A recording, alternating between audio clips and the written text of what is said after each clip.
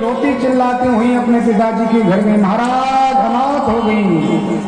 उस काले कृष्ण ने मेरे पतिदेव को मृत्यु के घाट उतार दिया, हम विधवा हो गई महाराज, हमारे पतिदेव को मार डाला उसने और स्वयं उग्रसेन को राजा बना दिया। जरासंध को समाचार मिला, मगध का राजा था, बड़ा प्रतापी था महाराज। जब इसका जन्म हो रहा था उसी समय गर्भस्थ ये जब बालक था तो इसकी मां की दृष्टि दुर्मिल नाम के राक्षस पर पड़ गई। तो बड़ा ही दुष्ट प्रकृति का जन्म हुआ, तो दो भाग में जन्म लिया, दायां अंग अलग और बायां अंग अलग। तो उसकी मां ने इसको अशुभ समझ करके एक तरफ फेंक दिया था। लेकिन जरा नाम की राक्षसी आई और उसने महाराज के दोनों भाग इकट्ठे कर दिए, तो जरा की संधि होने पर उसका नाम जरासंध हो गया। बड़ा प्रतापी हुआ, सभी प्रकार के राज राजाओं को जीत लिया। कंस के साथ भी इसका युद्ध हुआ था, लेकिन कंस पर ये प्रसन्न हो गया और अपनी दोनों बेटियों का विवाह कर दिया। आज समाचार मिला कि कंस की मृत्यु हुई, विशाल सैन्य शक्ति को तैयार करके चारों तरफ से मथुरा को घेर लिया। 23 यक्षोणी सेना लेकर आया है, सर्वत्र सैन्य शक्ति का दर्शन किया। समाचार मिला कन्हैया को, बलदाव जी से भगवान ने कहा महाराज जी अपनी पूरी नगरी चारों तरफ से जरासंध से घेरी गई है, क्या करना है? बलदाव जी ने कहा जरासंध को छोड़ना और सबको मार डालना। जितनी भी परिकर थे जरासंध के सबको भगवान ने मार डाला, केवल जरासंध को छोड़ दिया। पुनः तैयारी की, फिर से 23 यक्षोणी सेना लाया। ऐसा महाराज 17 बार किया उसने। इसी बीच 3 करोड़ कालिया बनाए, परमात्मा ने उनको भी महात्मा मुचकुंद की गुफा में ले जाकर के मुक्त कर दिया। मुचकुंद को वज्र का आश्रम बन भेज दिया। 18वीं बार तैयार हुआ लड़ने के लिए, 11,000 ब्राह्मणों के लिए नियुक्त किया विजय श्री प्रदान करने के लिए। कोई भी कार्य करें तो ब्राह्मण से कहते महाराज अनुष्ठान कर दो कि हम इसमें विजय हो जाए। तो भगवान से जीतने के लिए भगवान का ही अनुष्ठान करा रहा है जरासंध आचार्यों से। और एक शर्त रख दी कि दक्षिणा तो महाराज मुंह मांगी मिलेगी, जो मांगोगे सो मिलेगा, लेकिन एक शर्त है, यदि मैं परास्त होकर लौटा तो 11,000 ब्राह्मणों का वध कर दूंगा, मार डालूंगा सबको। और यदि जीत गया तो जो आप लोग मांगेंगे सो मुंह मांगी दक्षिणा ले लेना। अब सभी ब्राह्मणों ने विचार किया कि भगवान से कौन जीत सकता है। कोई छोटा सा राजा होता तो महाराज फिर भी अनुष्ठान कर देते, लेकिन क्या करें, तो किसी ने कोई मंत्र नहीं जपा, केवल यही चरण शरण ग्रहण और भगवान के चरणों में प्रणतिपात किया कि महाराज आपसे जीतना तो बड़ा मुश्किल है, लेकिन महाराज हमारी रक्षा करना, क्योंकि गौबुज धैनु देव हितकारी, आपने ये वरदान दिया है कि हम गौ ब्राह्मणों के लिए अवतार ले रहे हैं, ध्यान रखना गोविंद। इतना कह के ब्राह्मण लोग भगवान का स्तवन करने लगे। यहाँ प्रातः काल का समय, पुनः जरासंध ने चारों तरफ से भगवान को घेर लिया। दाऊ जी से भगवान ने कहा भगवान भैया आज क्या करना चाहिए अब हमें? एक तो ब्राह्मण लोग अनुष्ठान में माला घुमा रहे हैं, ऊपर से जरासंध सामने खड़ा है। दाऊ जी ने कहा क्या करोगे? कन्हैया ने कहा महाराज मैं तो भाग जाऊंगा, पंडित जी लोगों का अपमान में सहन नहीं कर सकता। और एक तो ठीक है 11,000 ब्राह्मणों का वध हो जाएगा, दुनिया क्या कहेगी? धर्म की स्थापना के लिए अवतार हुआ महाराज हमारा। दाऊ जी ने कहा कन्हैया कितने नाम रखेगा? माखन चोर कहता, कोई कुछ कहता, कोई कुछ कहता। भगवान ने कहा एक नाम और सही। और जैसे ही जरासंध आया भगवान ने ब्राह्मणों की रक्षा के लिए कायर की तरह दौड़ना प्रारंभ कर दिया। जरासंध ने विचार किया, मैं समझ गया ये बड़ा चालाक है, ये क्या युद्ध की कौशल का जाने, ये कोई राजा तो है नहीं कि विशाल सैन्य के साथ मेरा सामना करता। भगवान ने दौड़ लगा दी, जरासंध ने पीछा किया। भागते भागते भगवान प्रवर्तन पर्वत पर चढ़ जाते हैं। जरासंध नीचे खड़ा है। इसमें जरासंध ने विचार के बड़ा सुंदर अवसर है, अपनी सैन्य शक्ति से कहा चारों तरफ से इस पर्वत को आग से प्रदान कर दीजिए, आग लगा दीजिए। जैसे ही पर्वत में आग लगेगी और परिकरों के साथ ये कृष्ण भी मृत्यु को प्राप्त हो जाएगा, कहीं निकल नहीं सकता, भाग नहीं सकता। तो भगवान को मारने के लिए जरासंध ने अग्नि प्रज्वलित कराई और परमात्मा ने उसी समय विश्वकर्मा को याद किया।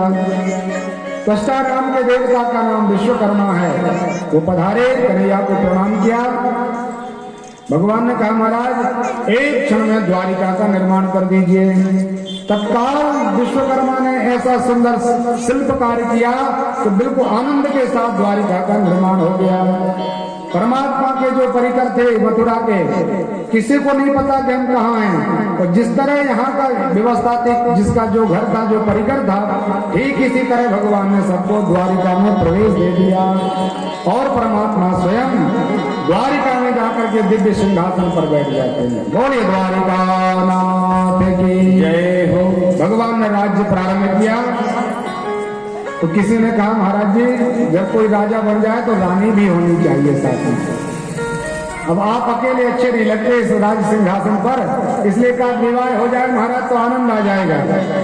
परमात्मा ने कहा ठीक है, लेकिन जेठ स्वामी सेवक लघु भाई, बड़े भाई के संस्कार पहले होना चाहिए। इसलिए राजा रेवती नाम की कन्या के साथ दाऊ दादा का भगवान ने विवाह संपन्न करा दिया। अब आनंद के साथ भगवान अपने विवाह की तैयारी में है तो श्री सुखदेव स्वामी कुंडलपुर पहुंचे और परीक्षित को कहा राजन राजा श्री भीष्म को नाम विदर्भाधिपतिर्महा तस्य कन्या भवे पुत्रो कन्यका। कुंडलपुर के राजा का नाम भीष्मक है। रुक्मी, रुक्मकेश, रुक्मरथ, रुक्मबाहु आदि 5 बेटे हुए। और एक बार राजा भीष्मक माँ यमुना के पावन पुलिन पर स्नान करने के लिए गए तो सुंदर कमल पर बैठी हुई एक कन्या का दर्शन हो गया। कन्या कमल लोचना, क्योंकि लक्ष्मी मैया अजन्मा है, उनका जन्म नहीं होता। उस कन्या को लेकर के महात्मा अपने आश्रम में आए और राज्य व्यवस्थाओं में कन्या का लालन पालन किया गया। जैसे ही कन्या वृद्धि को प्राप्त हुई, सयानी हुई, विवाह के योग हुई, तो महात्मा भीष्मक ने विचार किया कि लक्ष्मी का वर्ण तो लक्ष्मी नारायण ही करते हैं। कोई कितना भी प्रयास करे लेकिन वर्ण तो केवल नारायण का ही अधिकार है। इसलिए भीष्मक का तन मन धन से ये भाव था कि कन्हैया इनके साथ विवाह करेंगे। लेकिन जो भीष्मक के बेटे, बड़े बेटे का नाम रुक्मी है, उसने विचार किया कि देखिए कृष्ण का कोई सम्मान नहीं है, कोई जाति का पता नहीं कौन है। कोई कहता महाराज वसुदेव नंदन है, कोई कहता देवकी नंदन है, कोई कहता नंदनंदन है। तो इसके माता पिता का भी ठिकाना नहीं, तो राजवंश का भी कोई चिन्ह नहीं, इसके गोत्र का पता नहीं। इसके साथ मैं अपनी राजकन्या का विवाह नहीं करूंगा। बड़े योग्य पुरुष के साथ इस कन्या का विवाह होना चाहिए। इसलिए इसने विचार किया कि अभी तो महाराज शिशुपाल की जय जयकार हो रही है, शिशुपाल के साथ इस कन्या का वर्ण करेंगे तो राजनीति का लाभ भी मिल जाएगा। बड़े राजा से मित्रता हो जाएगी, संबंध बन जाएंगे तो अपनी भी जय जयकार होने लगेगी। इस भाव से किसी से कोई पूछताछ नहीं की और महाराज ने भावन मुहूर्त शोधन करा लिया। निमंत्रण पत्रिकाएं छप गई, शोधन हो गया, तिथि निश्चित हो गई कि इस दिन शिशुपाल का विवाह रुक्मिणी जी के साथ होगा। इस प्रकार से बड़ी तैयारी होने लगी महाराज। अनेक प्रकार का उत्सव तैयार हो गया। लेकिन रुक्मिणी जी ने विचार करके देखिए, जैसे गौरी मैया का वचन है, जन्म कोटि लग रगड़ हमारी बरम शंभु न तो रहम कुमारी। जन्म जन्मांतर में मुझे कभी भी जन्म लेना पड़े, मैं केवल भगवान शिव का ही वर्ण लूंगी। इसी तरह मेरी इच्छा है कि मेरा विवाह कृष्ण के साथ हो। यदि परमात्मा मेरा पाणिग्रहण ग्रहण स्वीकार नहीं करेंगे तो मैं देव त्याग दूंगी। इस प्रकार विचार करते करते मैया अनेक प्रकार के क्लेश में थे। लेकिन माँ को याद आया कि देखिए, यदि मैं कोई पुरुषार्थ नहीं करूंगी, किसी भी प्रकार से भगवान को याद नहीं करूंगी, तो परमात्मा हमारे ऊपर कृपा कैसे करेंगे। व्यक्ति को पुरुषार्थ करना चाहिए। भगवान कहते हैं आप हमारे तरफ एक पैर बढ़ाओ, हम हजारों पैर बढ़ाकर आपका स्वागत करेंगे। लेकिन आपको प्रयास तो करना चाहिए। तो मैया ने एक ब्राह्मण को सुंदर श्लोकों के द्वारा भगवान को प्रणति निवेदन किया। पंडित जी द्वारिका पहुंचे, भगवान ने स्वागत किया आचार्य का। ब्राह्मण को अंतःपुर में ले जाकर के भगवान ने पूछा कि महाराज जी कहाँ से आए हो, कौन हो? ब्राह्मण ने अपना परिचय दिया कि मैं कुंडलपुर से आया हूँ और महात्मा भीष्म की कन्या ने ये आपके प्रति पत्र लिखा है। परमात्मा को पत्र सौंप दिया। भगवान ने कहा महाराज आप ही बांचिए क्या लिखा है। तो सुंदर जो उसमें रुक्मणी जी ने अपना प्रणय निवेदन भगवान के प्रति किया था वो आचार्य ने सुनाया। भगवान ने दारुक नाम के सारथी को तैयार किया, जल्दी से रथ तैयार किया जाए। दारुक सारथी ने रथ तैयार किया। परमात्मा ब्राह्मण को लेकर के रथारूढ़ हुए और देखते ही देखते भगवान कुंडल नगर पहुंच जाते हैं। विशाल राज्य सैन्य शक्ति तैयार है वहां। जरासंध भी आया, दंत वक्र विदुरथ शिशुपाल आदि की सैन्य शक्ति। भगवान को भी एक शिविर मिल गया बैठने के लिए। यहाँ मैया दिव्य गौरी पूजन के लिए निकली। कन्या का विवाह संस्कार होता, उसके पहले गौरी पूजन का एक सुंदर नियम है कि भगवती परम्बा राजराजेश्वरी गौरी मैया अखंड सौभाग्यवती है। उनसे सौभाग्य की कामना के लिए कन्या गौरी पूजन करती है। रुक्मणी महारानी के लिए गौरी पूजन के लिए आदेश मिला। चारों तरफ से अनेक प्रकार की सेना को लगा दिया। बरगद तोमर धनुष बाण तलवार आदि लेकर के सब तैयार हुए। मैया बीच में सखियों के साथ चली और जगत जननी मैया के चरणों में पहुंची। माँ का सुंदर स्तवन पूजन किया। जय जय गिरिवर राज किशोरी, जय महेश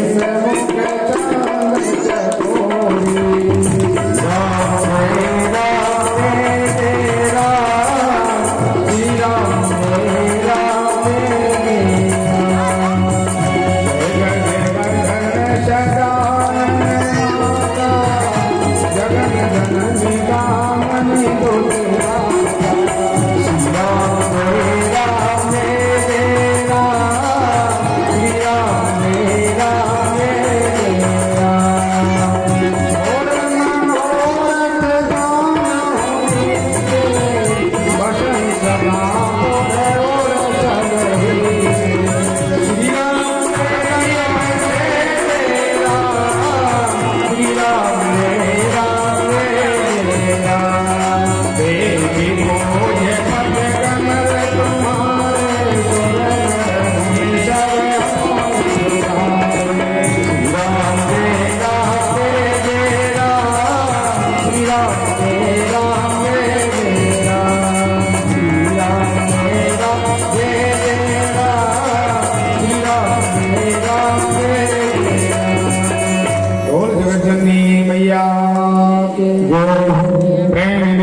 भई भवानी कृति मैया प्रेम में आई। मैया ने अपना वो आशीर्वाद स्वरूप पुष्प रुक्मणी को प्रदान किया। रुक्मणी मैया भगवती का पूजन करके लौटी तो विचार आया कि कन्हैया जल्दी से आ जाए। यदि अंतापुर में प्रवेश कर जाएंगे तो फिर किसी भी प्रकार से मेरा हरण नहीं हो सकता। उसी बीच परमात्मा दिव्य रथ पर रथारूढ़ हुए। दारुक नाम के सारथी को आगे किया। चारों तरफ दृष्टि घुमा रही मैया रुक्मणी थे। परमात्मा समझ गए यही कन्या है और गोविंद ने हाथ बढ़ा दिया। रुक्मणी जी के हाथ में हाथ मिलाया। परमात्मा ने अपने रथ पर बिठाला। सभी प्रकार की सैन्य शक्ति देखती रही महाराज और भगवान ने रुक्मणी जी का हरण कर लिया। कई मिनटों बाद पता चला कि मैया का हरण हो गया। तो सब सैन्य शक्ति रोती हुई राजा के पास पहुंची। रुक्मी ने दिव्य उद्घोष कर दिया कि महाराज सब दौड़ करके उसको मार डालो, बड़ा रथरोधी है, अनेक प्रकार का कपट करने वाला है। विशाल राज्य सैन्य शक्ति तैयार हुई भगवान को मारने के लिए। परमात्मा ने संबोहन नाम का बाण चलाया, सबको परास्त कर दिया। रुक्मी खड़ा हुआ और कहा कि मेरा नाम यदि रुक्मी है तो मैं वचन देता हूं कि उसको यदि मैं मार के आप लोगों के सामने पेश नहीं किया तो मैं इस नगर में लौट के नहीं आऊंगा। ऐसी शपथ कर करके रुक्मी चला, भगवान का पीछा किया, भागते भागते परमात्मा को गालियां देने लगा। तो भगवान ने सुदर्शन का स्मरण किया। जो सुदर्शन का स्मरण किया तो रुक्मिणी ने परमात्मा के चरणों में प्रणाम किया, महाराज क्षमा करो, ये मेरा भाई है। और संसार में भाई और बहन का जो पवित्र संबंध है वो जन्म जन्मांतर के लिए नष्ट हो जाएगा। व्यक्ति विचार करेंगे कि देखिए एक बहन ने अपने प्रियतम की प्राप्ति के लिए अपने भाई को मृत्यु के घाट उतार दिया। इसलिए महाराज कुछ भी करो लेकिन इसका आप जीवन दान प्रदान कर दीजिए। भगवान ने तत्र के बाल काट दिए, मंडप बना के डाल दिया। परमात्मा सुंदर तैयारी के साथ द्वारिका पहुंचे। बड़े ही आनंद के साथ भगवान के द्वारिकापुरी की साज सज्जा की गई। परमात्मा का आगमन हुआ और प्रभु के गुरु महाराज जी ने, आचार्यों ने जो वेद रीति, शास्त्र रीति और क्षेत्र रीति होती है सबका पालन करते हुए भगवान का रुक्मिणी जी के साथ दिव्य विवाह का आयोजन किया। भगवान का विवाह उत्सव, प्रथम विवाह भगवान नारायण का। अनेक प्रकार के दास दासियों के द्वारा भगवान की सेवा की जा रही है। नाना प्रकार के देवता पधारे रूप बना करके भगवान के विवाह में और दिव्य परमात्मा के विवाह में सम्मिलित हुए। भगवान नारायण ने हरण करके ही विवाह पूर्ण कर लिया था, लेकिन यहाँ आकर के सभी वेदों के अनुसार भगवान की परिक्रमा हुई। भावर परिक्रमा करके भगवान का वह पाणिग्रहण संस्कार पूर्ण हुआ। बोल भक्तवत्सल भगवान की, रुक्मिणी नाथ भगवान की जय हो। आइए बड़े प्रेम से संगीत के द्वारा भगवती के इस विवाहोत्सव में सम्मिलित हूँ। यजमान परिवार के द्वारा दिव्य झांकी का आयोजन किया गया है। बड़ी शांति से आप लोग बैठे रहेंगे। मां रुक्मिणी और कृष्ण के सुंदर दर्शन का लाभ मिलेगा। आचार्यों के द्वारा सुंदर पूजन किया जाएगा। इसके उपरांत आप लोग पूजन करेंगे, आरती होगी।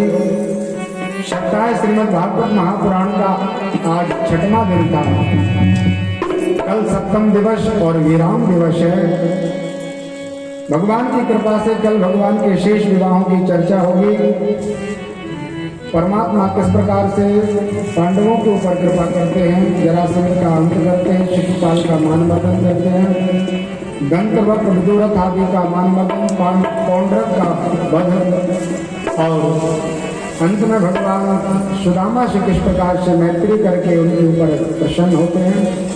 श्री कृष्ण भगवान सुदामा का चरित्र, परीक्षित महाराज का मोक्ष और एक अध्याय में संपूर्ण श्रीमद् भागवत। जिन लोगों ने 7 दिन बैठ करके कथा नहीं सुनी उनको एक अध्याय में कल पूरी कथा सुनाई जाएगी। इसलिए आनंद से सब समय पर पधारेंगे। आज भगवान की कथा को यहीं पर प्रणाम करते हैं, भगवान को निवेदन करते हैं।